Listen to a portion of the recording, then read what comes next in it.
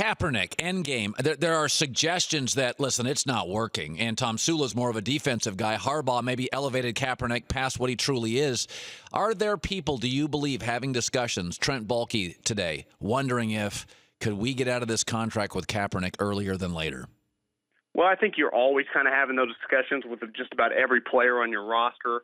Ideally, with the quarterback position, when you have an Aaron Rodgers and Tom Brady, you don't obviously have them as much. But with every one of these games, I don't know quite yet. We're only going into week 4, but it can snowball on you pretty fast. I mean, you're hearing the coach is already having to say, Colin is our quarterback. He's our guy. I love Colin Kaepernick. You're a scout, John. You're a former scout. What do you, when you look at Kaepernick, what do you see that's problematic? His functional intelligence.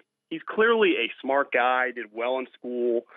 Before he got to the NFL, everyone talked really highly about his intellect off the field. But sometimes on the field, you don't necessarily have to be a rocket scientist to be a high football IQ guy. And I'm watching him against the Cardinals. They're toying with him.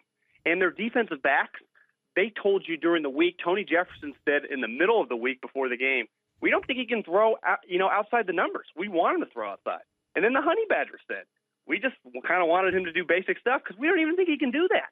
And, I mean, these guys, some people will say, they're being mean to Kaepernick. I just think they're telling the truth. They just don't think he plays the game at an intellectual level that's good enough to win once they have so much film on him.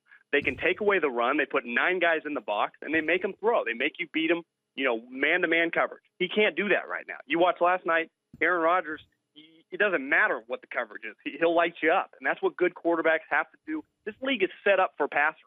It is set up. It's a passing league because the rules give such an advantage to the wide receiver and the quarterback. No question.